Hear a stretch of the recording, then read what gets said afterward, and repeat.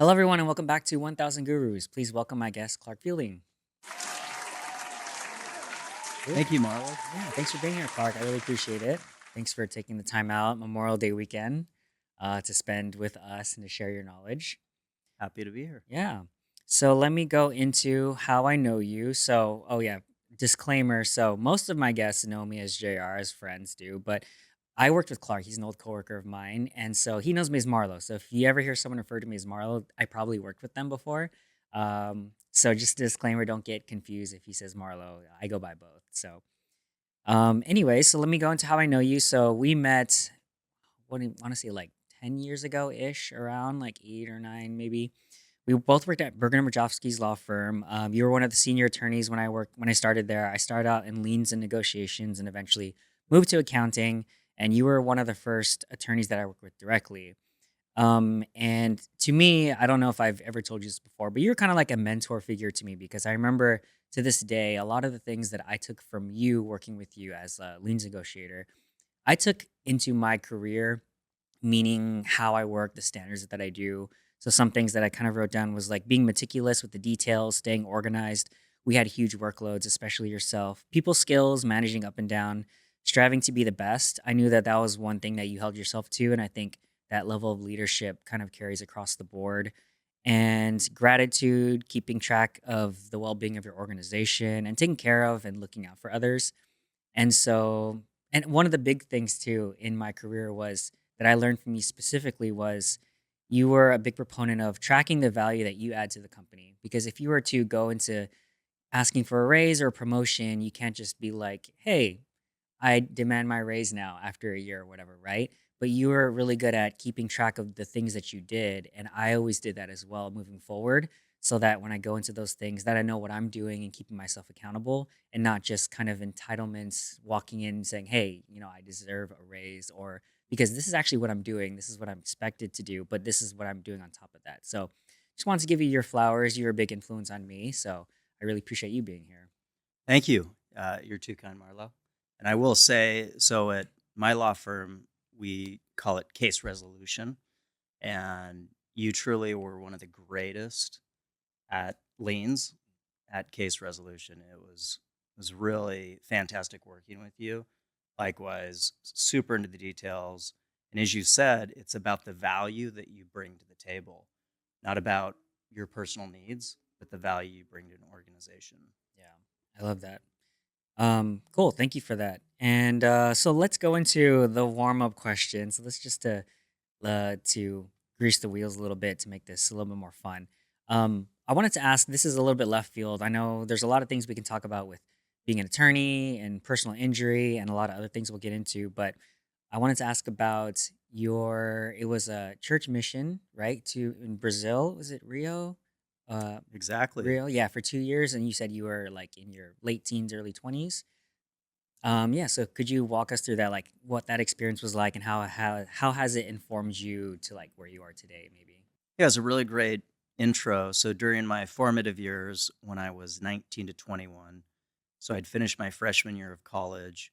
I was going to Brigham Young University, and I got a call to serve a mission for my church, Church of Jesus Christ of Latter-day Saints. And so for 2 years, I went down to Brazil. I was in Rio de Janeiro, and it was a really big challenge. I hadn't studied Portuguese before. I'd studied some Spanish growing up in Arizona, and you get about 2 months of language instruction, and then you're out on the streets. It's an adventure down there in Brazil, and you have to be very outgoing because you have to meet people and you have to build relationships of trust, and you're looking for ways to serve people. So it teaches you a lot about taking the initiative and just really learning how to figure something out and then thrive. Mm, I like it. So, what is your level of Portuguese now? Like, it's still conversational, or like, what is the It's degree of good. that? Eu falo português. Oh, Yeah, so I have kept up with it. So I try to study it. I try to speak it. We have clients who speak Portuguese. I have friends who speak Portuguese. So I work really hard to immerse myself in it so that I don't lose the language. mm. And your son, your third child, is named Rio too. Is that a coincidence or? Because of my mission down in Brazil and my love for that experience, my love for Rio, we named my third child Rio. My third child, who's a son, Mm, Rio. nice. That's awesome. Cool. Any other clarifications or anything you want to add into what you're up to nowadays before we jump in? Yeah, so it's been a wild ride since we worked together. So I founded Fielding Law, hung a shingle in 2019, and then since we worked together, I had my daughter Violet, and when we were together, and then I had my daughter Dahlia, and then my son Rio, who we talked about, and so I've had the law firm, and then as we opened California, I also opened an office in Arizona. Mm, So just really been working on bettering myself as an attorney and then also bettering myself as an employer and a business owner right. during that time. Yeah. And so we'll get into a lot of that. And so there's a lot of good nuggets we can get into. So it'll be a good conversation. And like I mentioned in our pre recording, we probably won't get to half these questions. But if it's in the cards, perhaps part two, but we'll see. I know you're a busy guy. All right. So let's go into first topic, which is basically your origin story or maybe main influences. So where did you grow up? What were your biggest inspirations and influences? So I was born in Salt Lake City, Utah. When I was about 2 years old, my parents moved to Arizona. Dad was professionally getting into commercial real estate, which he still does today very successfully. So I was raised in Mesa, Arizona. And growing up, I was in Boy Scouts and then with church youth programs. So I was surrounded by an incredible community, a lot of great mentors, youth sports coaches, and so grew up in Arizona and then went away to college in Provo, Utah at Brigham Young University, and I also did a semester at they have a Hawaii on the North Shore. So I did a semester in BYU, Hawaii, and then my church mission Brazil that we talked about, returned to BYU, graduate from there, and then law school back home at Arizona State University. Mm. So then, I guess through your formative years, maybe high school or college, what were your career aspirations? And I know you mentioned a phrase, sorting hat. I know it's come up a couple times, but could you elaborate on that? Absolutely. So I didn't from a young age know what I wanted to be. There's no attorneys in my family. It's mainly commercial real estate, business, and I was exposed to a lot of different things growing up. Had a lot of wonderful people in my community who did all sorts of different things and professions. And naturally, during school, there were certainly subjects that I gravitated to. So in college, at one point, I remember I was even considering a career in medicine. So I took an anatomy class, it had a cadaver lab. It was one of the most challenging courses at my college and did really well in it. And there was a certain point where I knew I wanted to go to law school for the academic pursuit. I didn't know if I wanted to be a practicing attorney. Mm, I just continued down that rabbit hole, and here I am today with the sorting hat. So my daughter, my oldest child, Violet, years ago, we started reading Harry Potter together, and we have a couple books left. We've read through quite a few, and so the analogy is with the practice of law, you don't necessarily choose the practice of law, the area of specialty it picks you, and that's some of the advice that I give. And so I never intended to end up as a plaintiff personal injury attorney. I actually was taking my undergraduate degree was business management with an emphasis in finance. And a lot of the courses I took in law school, federal income taxation, business associations, I was taking courses to become a business transactional attorney and a high net worth estate planning attorney. And here I am. I fell into plaintiff personal injury, and I've just loved it.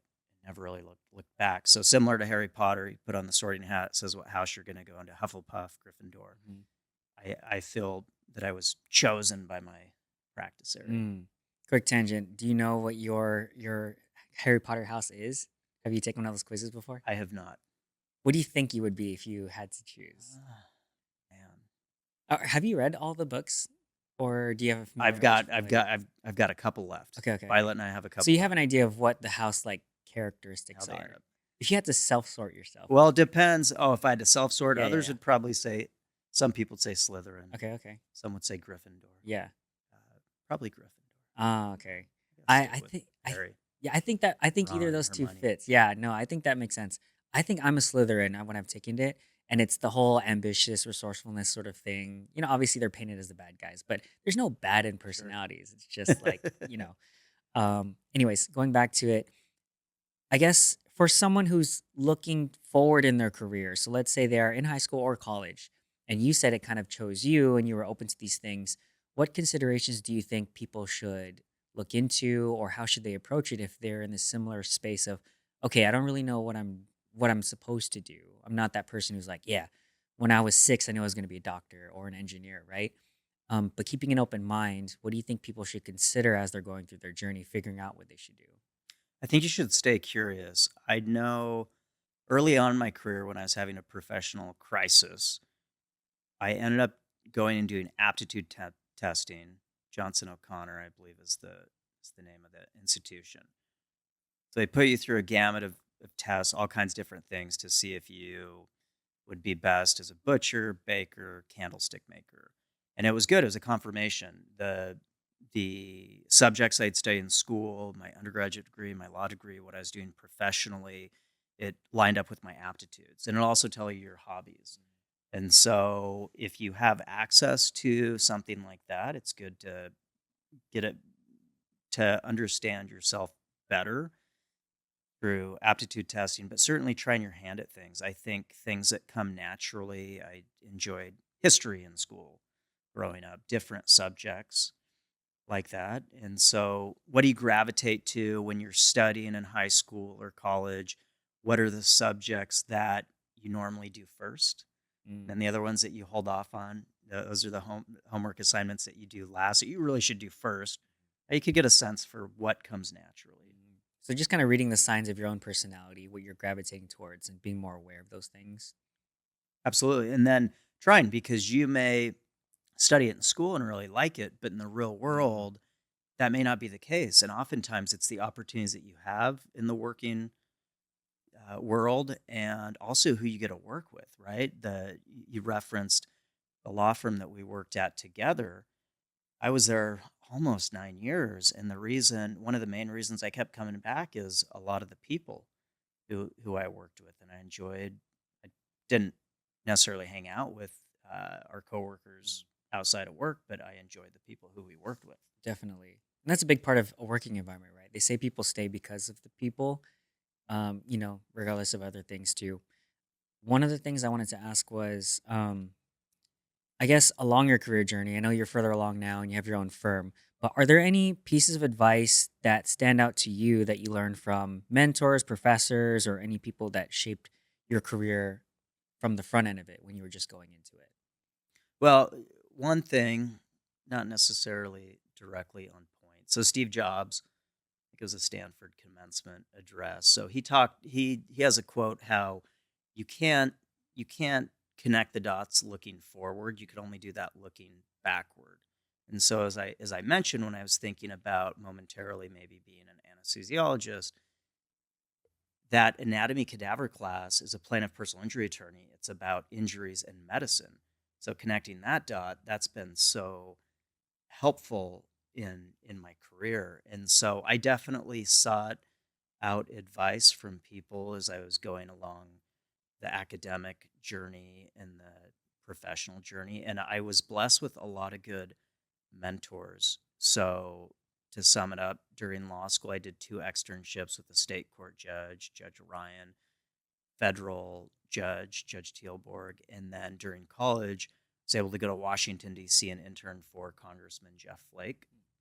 So really had access to some really smart, high character people in positions of power who were really good, honorable men. That was a really big influence.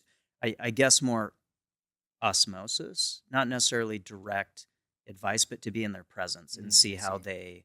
how they navigate, how they went about comporting themselves. Mm. That makes a lot of sense. It's kind of the environment can inform a lot of how you carry yourself and that influences you later on. I don't know if I've mentioned this on the podcast, but after I graduated, I did have a stint in DC for about a summer. I did a UCDC program and I Okay. did intern at the Department of Transportation and with attorneys. And that was right before I came to Bergen Rajovsky. But I would echo that sentiment. I know politics is like really up in the air nowadays. Like it's a lot in the media, but the attorneys that I was surrounded with had a lot of integrity and character, and it did kind of put me in a place where I'm around this elevated standards of people, and I think that carried a lot as well. So to your point, being around those people, I think really inform you moving forward.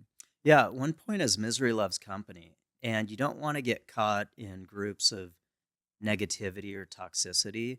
You want to surround yourself by people who are positive and they want to be the best versions of themselves. hmm Like that average of your five closest friends sort of thing. All right. Just kind of a little bit of a switch, but you are a family man. Clearly, you have a great family. They're amazing. Your wife Miranda, your three kids, Violet, Dolly, and Rio, that you mentioned. How does your approach to family kind of inform your career and or work life balance? So family keeps the perspective, and I've found over the years things I've achieved academically or professionally, different awards, they lose their luster over time. You just realize those things, eh, they don't really matter. And so I'm very lucky and blessed to have a wonderful spouse, Miranda, and it's she's phenomenal, and to have our kids. So it's very blessed, and I really do enjoy spending time with my family and all the activities that kids are involved with, all the youth sports. So family helps for me keep me grounded and help to keep my values aligned. So not necessarily chasing those accolades that could distract other people. You're like, okay, that doesn't matter too much, but I enjoy spending my time with my family, and it grounds me a lot. Um, One question I want to ask you, because I think you're one of the few parents that I've had on the show. But what is, if you had an idea of the biggest or most important lessons you've learned about parenthood that you could impart on the audience? So so I think going back to self introspection and finding your aptitudes and gifts. It's the same as a parent with your child. And so we try to expose them to different things and see where their natural aptitudes and talents are and support them and give them direction. So we're really what is the analogy? I think it's the gardener type analogy. We're trying to Mm, provide the support and help them with their endeavors and their individual, I guess, their purpose and mission in life. mm, So a lot of love, a lot of a lot of affirmation. mm.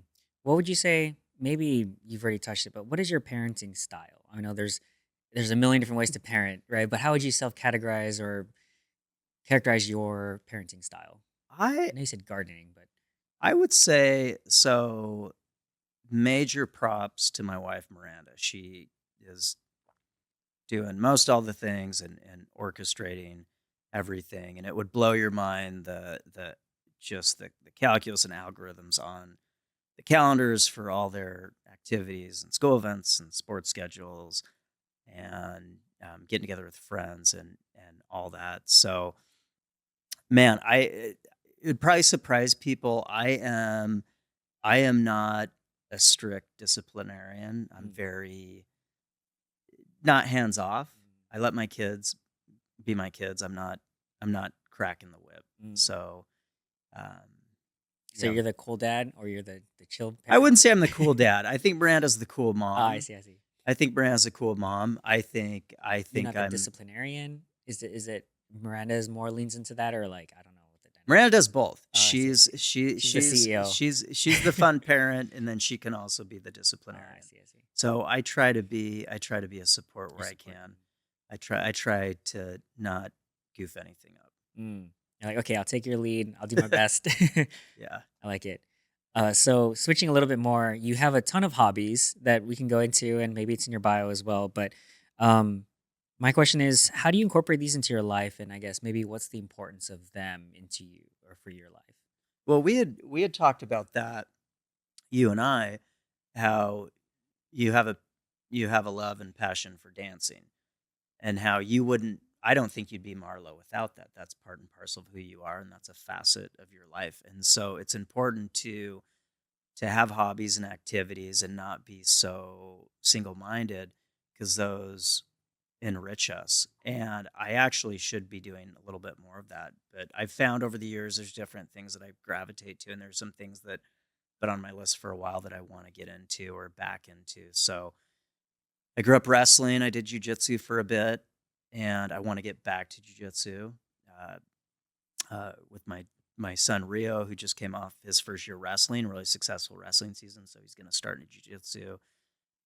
So there's things that I'd like to spend more time doing. I really love training, so working out with my trainer Jeff. I like getting stretch. I do assisted stretching with Casey. I like to go sauna. So I really like the working out and the recovery things. But there's other sports and things that I'd like to get into. I love snowboarding. Mm, It's what is probably one of my main passions yeah. growing up. Yeah, pretty active. What is your so you work with the trainer? Like what is your when we worked together, you were into CrossFit a bit, right? Yeah. Still do that or what is your like kind of workout thing now? So actually, so my trainer Jeff, he was the manager of that CrossFit, Mm, and I think it's 2017 that CrossFit by our office closed down, became a different circuit type training mhm. gym, which is still there. Yeah. So I had approached Jeff, and we've been working out ever since then. Do you So have like a focus of how you approach your workouts or how your trainer approaches it? Like what kind of things do you do? I know there's different he ways. is he is very dynamic, very cutting edge. So believe it or not, I'm sprinting, I'm Mm, doing jumping exercises. So he has me. He keeps it varied. He really likes to get out on the field, and so I'll get out there barefoot in the sun and get mm. sunlight and grounding. All kinds of different things. I mean, Very functional calisthenics, calisthenics. weights, very very functional, right? Mm. I'm not going for Trying to the bodybuild or beach, anything. Yeah. yeah, for the beach physique per se. I want functionality. I want to be able to show up whatever I'm doing and perform Mm. at a high level. So yeah, it's really intense workouts for an hour or more, 2 days a week, and I'd love to have more time to get in more sessions. But so I've found with my busy career, busy days, is that's a good mix. Yeah, kinda like bang for your buck, you get, like, a good impact of it, what you're doing, and then uh yeah, it covers all the bases too, and longevity. I think for me, as I get older too, it's not so much about trying to gain mass or, like, aesthetics necessarily, but I think functionality and longevity are kinda like what I'm trying to do, like, I wanna be able to move well, as I get older, so cool. Let's pivot a little bit. So now this section, entrepreneurship, opening a business. Could you walk us through how Fielding Law Firm came to be and like what was the starting vision and or if it's evolved over time? So timing. I think there's a time and a season in your life for different things. And I'd looked at doing my own law firm pretty seriously 2, maybe 3 times prior. And it just wasn't the right timing. I was very content where I was at. And actually, uh, maybe it would be there today. And unfortunately, the firm we were at, the two partners had split up, and so I was at a crossroads, having to basically pick one of the one of the partners, one of the bosses. And so it was really a natural time to really choose and command my destiny, so to speak. And so it was just years of contemplation, talking to my parents. I really love reading biographies. So I'd read a lot of biographies, Steve Jobs' biography, Walt Disney's biography, Phil Knight, the co-founder of Nike, Mm, his biography, Bill Marriott. And so there were different books that I'd read, all the wild, bumpy rides that these individuals had to had to grapple with and endure. And so I knew it was going to be wild, and I was ready for the challenge. And Miranda was ready for the challenge as well. I didn't know how wild it would be until you're in those moments. right. You just don't realize the pressure and the stress, but I wouldn't have it any other way, and it's great. Some of some of our team you also worked with, and so there are people who I'd worked with for many many years who they trusted me, I trusted them. They know exactly who Clark is, and so it was great. I had a team around me right from the start, and so yeah, so it made sense to go for it, and I really wanted to go big right out of the gate. I knew that I could. I knew that I could do it. Going back to my church mission, I mean, I spent 2 years basically selling faith and religion, and I knew I could get clients professionally. That naturally happened. So I knew that I could persuade people to that we'd be able to represent them successfully. I see. So you knew you had the skill sets, you had faith in yourself and the people around you in your organization. I guess two-part questions. Like, I guess, what was the vision moving forward? You said you wanted to go big, and also, what were some of those jumping into the deep end points where you're like, okay, I knew I could do this, but these challenges maybe I wasn't expecting, or these were the biggest challenges that I faced on that sort of startup. Yeah. So in opening the law firm, we wanted to make it a boutique law firm. We wanted to improve upon how we how we manage cases and lawyered. I wanted to get more and deeper experience. And so we wanted to do what we were doing really well at a high level and do that even better, be even more responsive and more communicative and tailor things for our clients and their cases. So, one I wouldn't say rude awakening. Right out of the gate, I started to advertise on radio, and it was Labor Day, and I remember, uh, so our intake department, myself and one other guy, we came in on the holiday, and we're sitting in the office, and really nice building, but they turn off the air conditioning on the Oh, holidays. So we're there, and it was the first day of our radio campaign, and so we're there by the phones. We gave everybody else on our little team the day off, and we were there, and we're like, okay, here it goes. I don't think we got one call oh that my god. day, so I realized, okay, this is going to take some time Mm. to get it going. So, like anything, I think in life things generally take longer than you think they will. So you have to plant those seeds and realize it's going to take some time to really be able to. You have to sow those seeds, plant them to really reap the rewards. Can take many years. Mm. That's a really good point. I think in most things in life that are worth building and growing, it does take a long time. And my personal 2 cents on this, I feel like people discount that saying of overestimate what they can do in like a month, a year, but underestimate the 10-year. And so I think that's where the compound interest, the compound efforts over time, you'll see the results skyrocket. And so I like that point. It's like self delayed gratification. Did you have any more? The next question, you might have already covered it, but it's lessons learned along the way as you're building this firm. I know it's probably a big question, but anything else come to mind? So there's a great book, Good to Great. Uh, Jim Author's Jim Collins? Yeah. Collins. So as the analogy of the bus, and it's not necessarily the destination, but it's getting the right people in those seats on the bus and getting the wrong people off the bus right away. So I am a very loyal individual, and so I really we had our core group, our loyalists and our OGs who are still part of the firm, and but along the way, there's some people who came on who were not the right people for those seats on the bus, and we should have gotten those people off sooner than we did. So that's basically one thing is one concept is when people show you who they are, believe them. So I'm an aspirational guy, and I think I do see the best in people and the potential, especially in the seat that I'm in as an employer and a business owner. And I really do want the best for people, and I see that they've got this potential. But day in and day out, um, I've also found that some people you can try to motivate them, push them along, but if they don't have that natural desire to work and to work hard, usually you can't really with how much motivating and cultivating you do. So I think we should have been quicker to get people off the bus.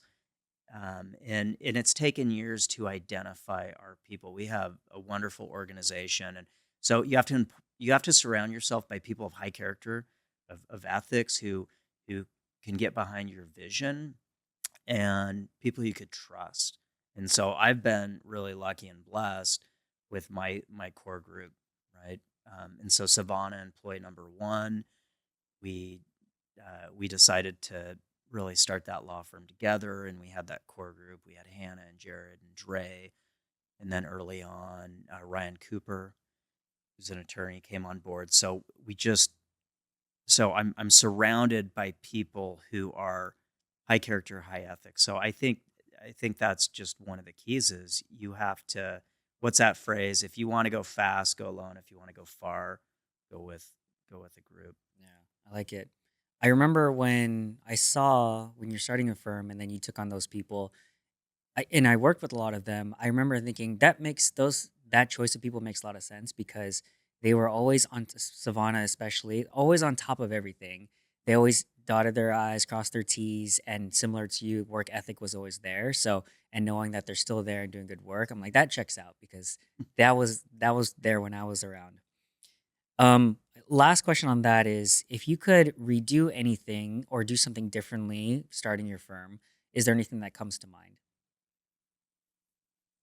Well, I think early on, I put I was I'm generally conservative.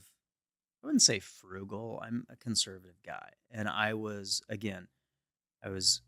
going big, and I'm a very loyal guy. So I for I spent more than I should have on radio, and not a crazy amount, but looking back, it really was Miranda after a while who said, "Hey, we're paying everybody but ourselves." Mm.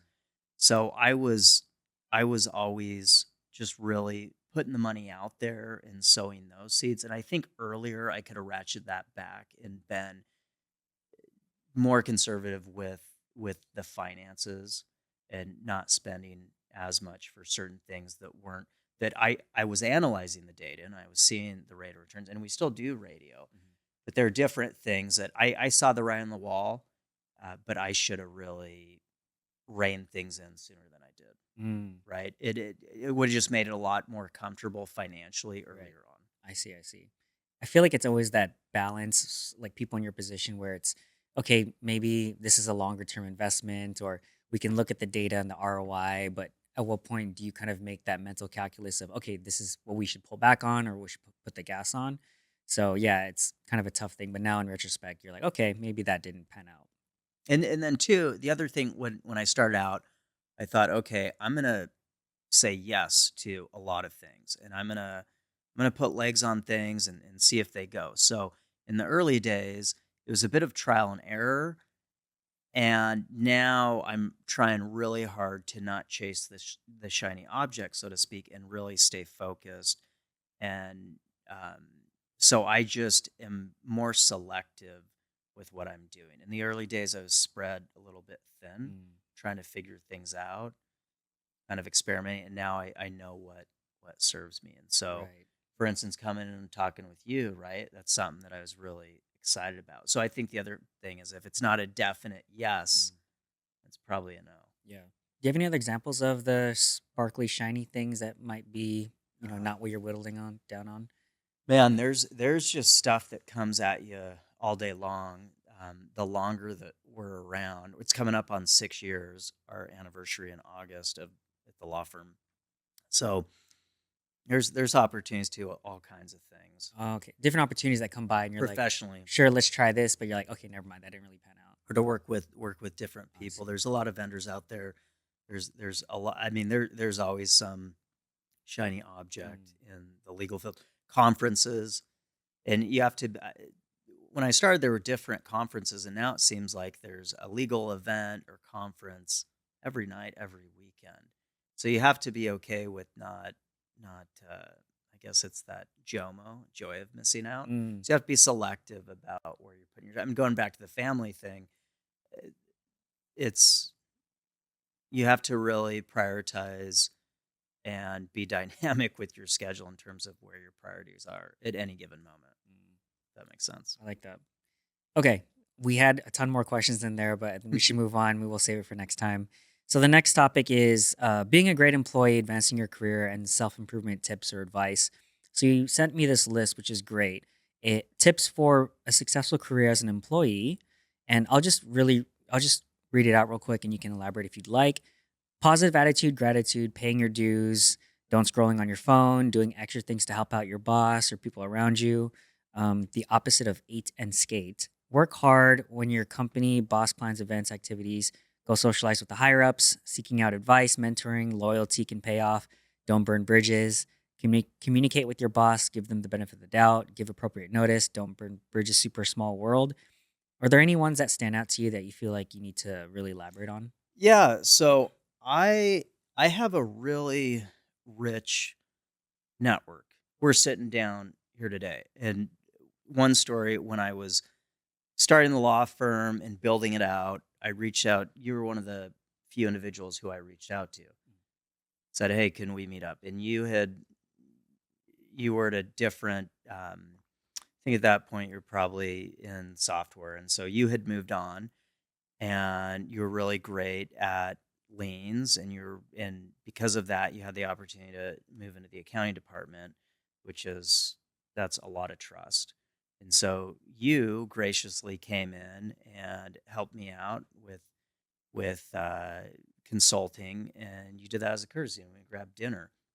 And so your network and having you can't ever have too many friends. And so I think when people come into the workforce, when they're in college, they're college graduates or right out of law school, baby attorneys, they're very self-interested and very uh the focus it's very short term, and you don't realize that uh, how important your relationship is with your employer, your bosses, your coworkers, and it can be a very small world. And so I think people don't take full advantage of just being a person of high character and protecting your reputation. So I'd say relationships, because of all the time at that law firm and all the people who came and went, people I was able to mentor, and they'd come with questions, and I'd take my time to help them out where I could.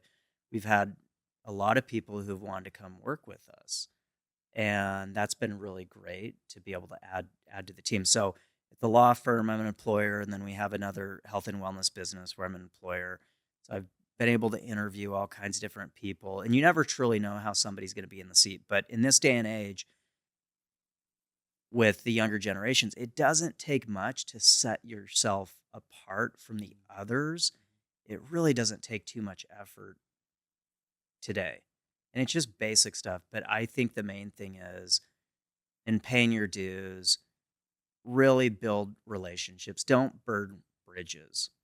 If you're going to leave your organization, which is normal when you're trying to figure out, where your niche is, give notice. I mean, I have people who we put a lot into them, we train them, and put a lot of resource into people, and sometimes they'll resign effective immediately. Mm, Talk to your employer. Hey, how much time do you need? I mean, why are you going to burn that bridge, right? When we're hiring somebody, they want to come work for us. If they currently have a job and they say they could start on Monday, I'm not going to extend an offer because they're going to do that to me too. They're going to quit on me without giving me notice. So mm. it's just common Common decency, decency.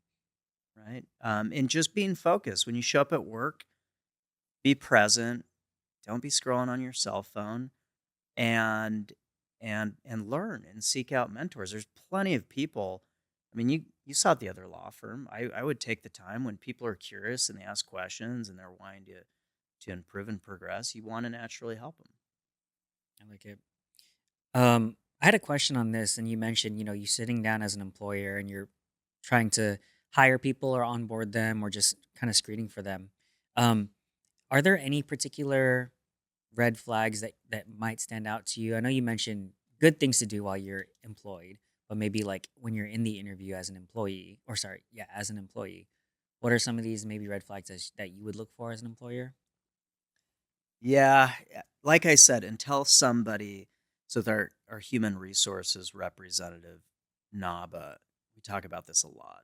Somebody could be really good on paper, they could present really well in an interview until you get them in the seat and you see how they perform over time. You just never really know. There are certain red flags. I was looking at a resume the other day of an individual, and she's a jumper. She jumped around. She'd worked at three other plaintiff personal injury law firms in Orange County and reputable good firms. And I thought, we're not we think we're special, but we're not going to be that much more special than these other firms. Mm. So, right there, track record. And I tell people at a certain point, jump around a bit, canter, that's possibly natural, but at a certain point, you got to lock in and you need to move up within an organization. You need to show loyalty. And the firm that we were at, I had the perch that I had and the opportunities because I paid my dues and I stuck around and I was loyal. And that wouldn't have been possible if I was a mercenary and jumping all over the place. So I definitely look at resumes. What is the track record? And I also want to get a sense for the connection that they have to the geographical location, right? Where they grow up, what are their ties to where I'm at. So I mean, there's a lot of different red flags that we've picked up on tells over time with people who some people who haven't worked out, and so we look at different factors, and we're on guard for those things. Yeah. It's kind of one of those things you learn over time with experience and you kind of get that intuition sometimes. One other question too is we're very adamant in the interview for most all of our positions are in person in office. Mm. So I really, if they bring me in an interview, I really grill them. You understand this is in person in office because we've seen that we'll bring somebody in and it might be in college, fresh out of college, right out of law school, and several months in, they're demanding, clamoring to work from home. Mm. Right. Let's go into that then, because that's one of my other Mm. questions is in person versus hybrid versus remote. I kind of, I personally know your thoughts on that, but do you want to elaborate on maybe the differences between them and maybe how people should approach that? So I think you're doing yourself a disservice early on in your career if you're not spending time in the office. I'm not a fan of remote work. I don't do it for myself. I think the only days that I worked at home is when I actually had COVID a couple of times. Mm. So I like being in the office. I think when you're starting out in your career, you should be in the office. You need to understand the cadence. You need to surround yourself with people who know what they're doing and you can pick up on the nuances. It's really frustrating when people are not there present and you're going back and forth in messaging on Slack, whatever it may be. There's so much loss in translation. It takes so much more time. So I understand that's not a popular opinion. I've seen all different types of situations with employees and then myself personally, and I don't think it's a good thing. I think when you're in person in office, when you commute and you're there in the office, you're present and you're focused, and then when you leave, you're home and you're home with your loved ones and you're doing your hobbies. And I found that people who say they're in a little apartment and they were sitting at their desk or sitting at their kitchen table and they're working during the day and they're doing their personal stuff.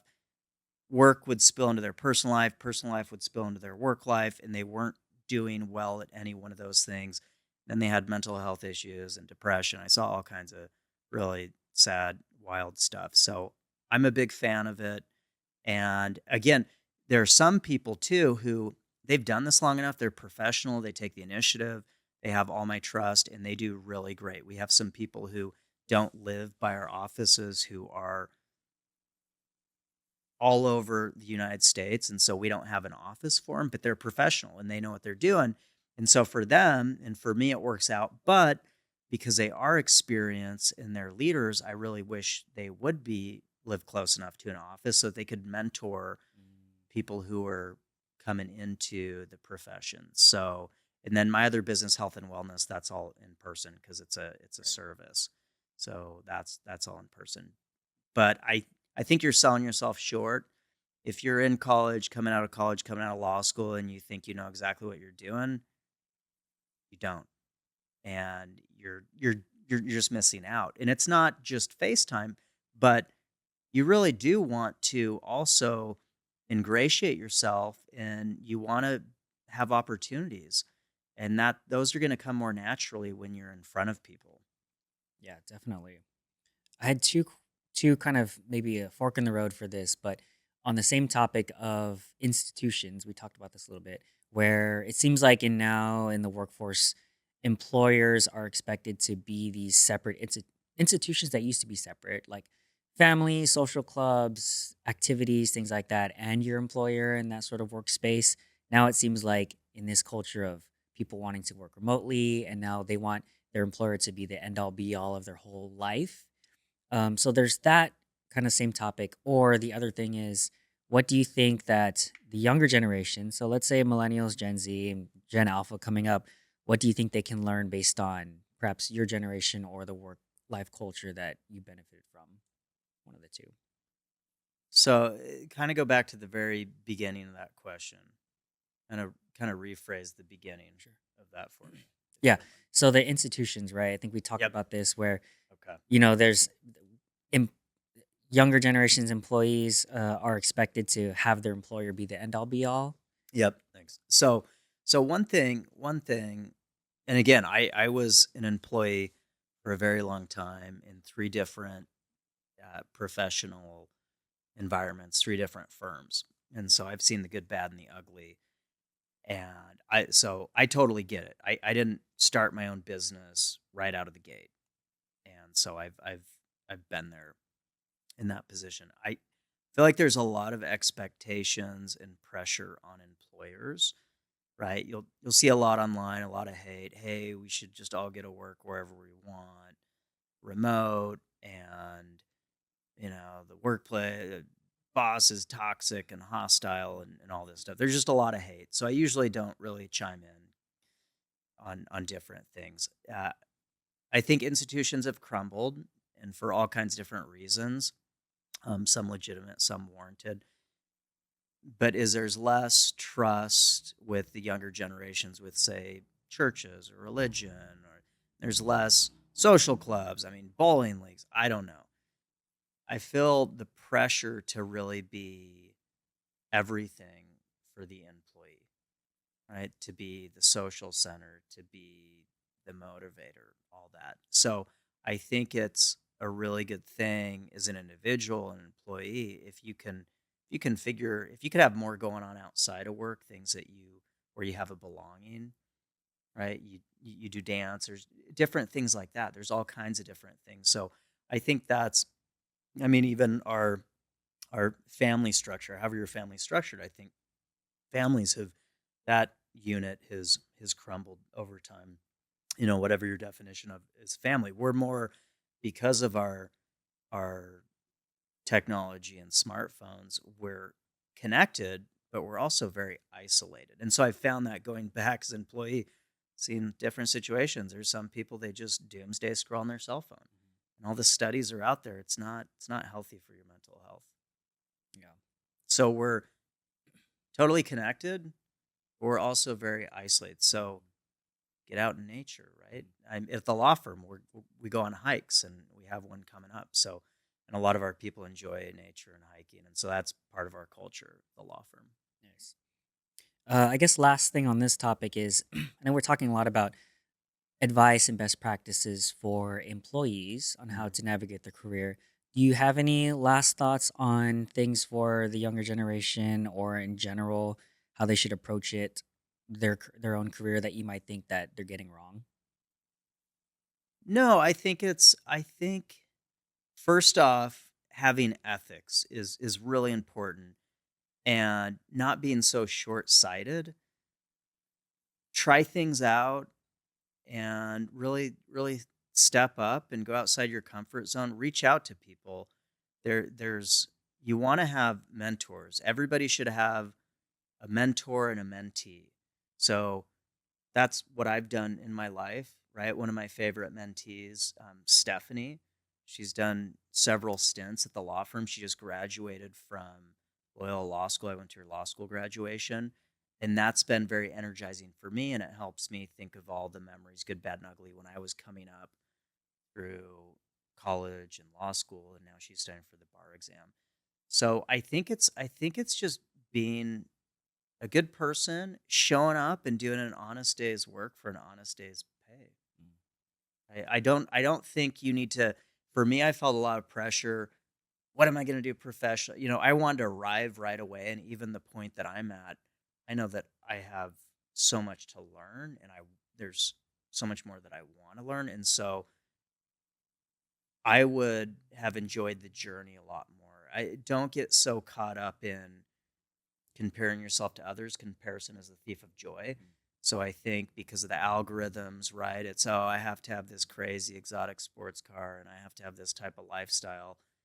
I mean, my wife and I were driving our beat up cars for years because we were sacrificing and playing the long game because we wanted to get into a house. Took a lot of sacrifices to be able to get into a house. I know that that seems to be something that doesn't seem to be attainable in this day and age. So you have to make sacrifices along the way. And like we talked about, things generally take longer than you think they will to achieve. Cool. I like it a lot. Any last thoughts before we go to rapid fire questions? All that was really great. I think we covered a lot of it, but any last final? Oh, I think just some of the people who I've had the privilege and pleasure to work with, it's an attitude of gratitude, it's a Mm. positive mindset. So going back to that, I think, and that's what what I try to do. I'm preaching to myself. That was really big for my dad. Is it's all about your attitude, son. Whatever I was doing, sports, even if we were at a losing season, whatever sport it was. So I think it's some of my highest performers, most loyal people who don't need to be gracious. Those are the people actually who professionally benefit me the most with how they perform and how amazing they are. And those are the ones who will handwrite a thank you card or give me a gift. And that just means so much. So the gratitude, the appreciation. I've just been so blessed to have had so many different people who I could look up to. And also that grit and perseverance. All right, my son Rio, who just finished his first wrestling season, the kids started when he was 5 and 6, and I mean, you're taking a lot of beatings in that sport, and he just continued to show up day in day out. So I think you have to not be afraid to fail and not look cool when you're trying things out. You have to get those repetitions in. Yeah. So I think that's what I try to be better at is okay, when I start out, I'm not going to be the best. I'm going to look like an idiot, and I have to be comfortable with that. It's great. Yeah, that was we're gonna go into rapid fire questions, but that's like 50 minutes of gold right there. So you got your money's worth to the audience. All right, first Trying. yeah, first question from rapid fire, billboard question. If you could put up a sign for millions of people to see, what would it say? So I have been on billboards in the past in California and Arizona, and I think one of the iterations probably was our motto "Bite Back." So I think it would be as simple as that: "Bite Back." Yeah. Does that mean just like kind of go for it, or like how would you interpret that? A lot of different meanings. So as a plaintiff personal injury attorney, we're up against the big bad insurance companies, and so really, if you're ever in a legal situation, you really should reach out to a competent, ethical attorney to get some good advice. So we believe in standing up to the bully. So it's in my line of work. It's about standing up to the bully, fighting for the underdog, and really biting back against the insurance companies. What is one of the hardest challenges you faced, and what did you learn from it? So we talked about this, about this. So my snowboarding accident off a really big jump and blew out both my knees and went through multiple knee surgeries and painful physical therapy, grueling physical therapy. And so that was definitely one of the darkest moments of my life. I was a younger attorney with a wife, and our daughter Violet was one, and just excruciating pain and agony. And so I was able to, I realized how resilient the human spirit is. And as dark as that was, I wouldn't change that. I wouldn't have that taken from me. It's made me who I am. Mm, I like it. Um, if you could give your younger self advice, what would it be now? As I alluded to, as I said earlier, it's enjoy the journey. It's the journey, not the destination. And I have a lot of foresight, so I have to really, Be in the moment, be yeah, be in present, the probably. moment, Yeah. be present. So I think it would be present because time flies, definitely flies, and I've seen that with my kids, with my Mhm. young kids. Absolutely. I heard that's like when you have kids, time flies and you blink and they're, leaving the house or something. You're like, oh, we gotta be in this moment because it's gonna be gone. Mhm. Um, in the last few years, what new belief, behavior, or habit has improved your life? So I've naturally done this growing up. It's manifestation. Our minds are so powerful, and we have all kinds of stuff going on that hold us back. So it really is manifesting. That's it's powerful. Mm. Do you have any examples that you want to share on manifesting for yourself or how it works? Is it just like kind of thinking about it often, or is like what is it? How does it So I manifest? actually have when I drive my kids to school in the morning. There's 2 to 3 days a week where I do that. The days that I work out with my trainer, I don't because it's earlier. I have routines that I'll go through with them, and one of those, the gratitude, is expressing three things out loud that I'm grateful for, and another, and we'll do manifestations. I'll do that with my kids, and so there's all kinds of different manifestation. Like my son will say, intentions, manifestations. Hey, I want to, win my wrestling tournament, or even things as a family will say, hey, we want to go on this tropical vacation. Mm, And when you put that in your head and you put that in the universe, you speak in the universe, it happens. And it's no different from writing down your goals, how powerful that is. right. So it's intention, manifestation, whatever it is that you're chasing. You put that out there, your mind will consciously, subconsciously figure out a way to get there.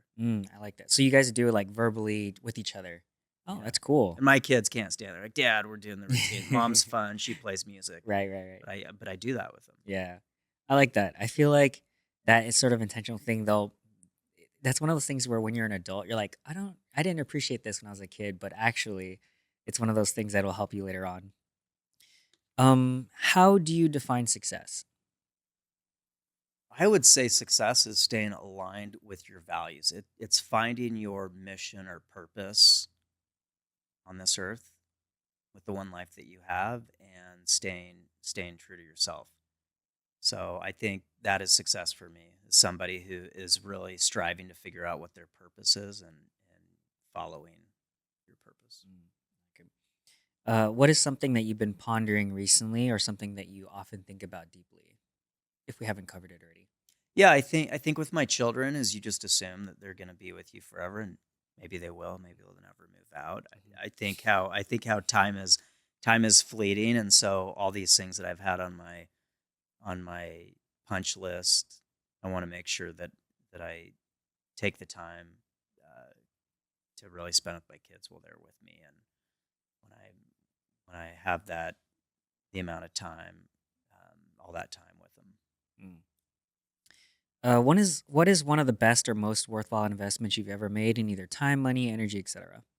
Well, one thing, and again, I know it's not as attainable as it was, but sacrificing my wife and I working full-time jobs, and she had side hustles as a florist, and it really was sacrificing and sticking it out in California when we're living in apartments, but really getting into our house.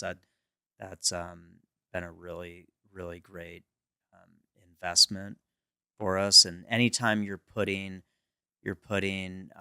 resources into yourself to improve yourself or learn a skill or whatever it may be.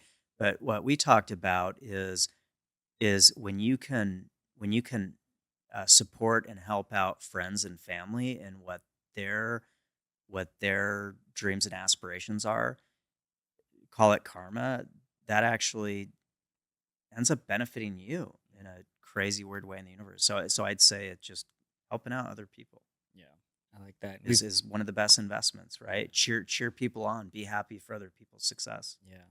be there for them, reinvest into them because that pays more dividends than you think, and it's not a hard ROI. Yep. Sometimes you might not expect anything back and you don't, but sometimes the universe, like you said, gives back to you tenfold, right? Yep. Do you have a favorite recent purchase in like the $50 to $100 range that has impacted your life in the last 6 months or so? Just some fun small purchase. Such a tough question. So my mom, who's into all kinds of different health wellness things, there's an app, and I think I got a lifetime subscription, but I listen to it morning and night, and it's different hertz frequencies, and It's like a so sound sort of. sound, and then they mix Uh, in these hertz. So I listen to it in the morning and yeah. night when I'm commuting to work in the morning, and How is supposedly it? Like, what is it? they mix it up with all kinds of different music. Mhm, So there's no vocals, just music. mhm. And I enjoy listening to that in the morning and night. Supposedly it does something with stem cells. Who knows? I was about to ask, like, what effect have you noticed on yourself, like, for using it, or if anything, or you just kind of like the sound of it, or Yeah, I just like the sound. I think it's the routine, and mm. could be the placebo effect. But Right, just kind of like getting in the groove, like, okay, it's my routine, and it's nice. It sounds comforting. yeah, and maybe there's some Science too on physiological it, yeah, benefits, science to it. like some sort of vagus nerve being stimulated or something. Cool. Okay, last rapid fire question: favorite books, movies, videos, articles, or media that you share or recommend the most? So I Gladiator 2. Mm, Really love that movie. I just love like the war stuff and combat. And my family, we just went to Italy, which was great a couple months ago. And then books, Chris Voss, Never Split the Difference. I'm constantly recommending that, the law firm, and just in life. And my wife and I were able to meet him at a conference in Santa Barbara and did a meet and greet. And Miranda, who's very witty, my wife, she went up to Chris when he was signing her book, and they got a picture together, and she said, "So what's your advice when your children are the terrorists?" And Chris said, "That's when you call in the SWAT team." nice. I like it. All right, cool. That is it for rapid fire questions. So we are on to our ending questions. So gratitude. Shout out to my mom for teaching me this. She will be on the show in the future. But yeah, Clark, what are you grateful for? I'm grateful for life and family and friends. I and memories. I'm a big memory guy. I love walks down memory lanes. So I think life, we all have life is difficult. There's a lot of challenges. So it's just where's your perspective? We all experience some really sad, tough stuff. And are you keeping your face toward the sun, or where are you pointed? So I'm just grateful for. I know that seems, I guess, can like trivial, but I really am grateful for life. Nice. All right. Final ask from the audience or any final takeaways you'd like to have from this conversation. So if you want to self plug or direct them into some sort of intention, any last thoughts? Yeah, so I'll just start with the self plug. So fieldinglawfirm.com, plan of personal injury law firm, Arizona and California. We provide free, confidential, no obligation legal consultations for accident injury cases. And we're also well connected with a network in different areas of law. So we're there, and you could find us. I think Instagram is fieldinglawfirm.com. And then I have my Clark the Shark Law Instagram as well. And in terms of an ask of the audience, I think it would be, as I reference, is finding ways to support and cheer on other people, your family and friends. Really, really reach out. Nice. I like it. All right, Clark. I think that's pretty much it. I will link all of your links and socials and everything in the show notes so people can check that out to see what you're up to, your Instagram, your website, and your law firm. Highly recommend it. Second personal injury attorney I've had on the show, but I highly recommend both of them for the same reasons why you said character, integrity, competence, and everything. Highly recommend them, especially Clark. Like I said, I consider him a mentor figure in my early career, so definitely recommend that. All right, Clark, that is it. I really appreciate having Yes. you on the show. I think I've learned a lot. I'm going to take a bunch of notes on this. Hopefully, the audience will too. And so, if nothing else, I'll do my final sign off. So, Can thank I you do? guys. Can I end with? Oh, go for Can it. I end with the DJ air horn? I've been all episode, I've just been wanting He's like, I to want to press this I button. wanna and before I do that, shout out to Ali. He's a great Always great. friend and really look up to Ali and really loved his podcast episode. So I'd love to do the DJ air horn if I may. Do it. Do it. Can I do it? Yeah. Nice. We There like it it. is. All right, guys. Thanks for tuning in. I really appreciate it. Make sure to subscribe, follow, whatever you guys do. If you like this episode or any feedback you have for me or Clark, definitely leave it in the comments. We'll see it. And reminder to always be kind to other people, especially yourself. And reminder that you can always learn something from someone if you take the time to listen. So thanks for being here. Thanks, Marlo.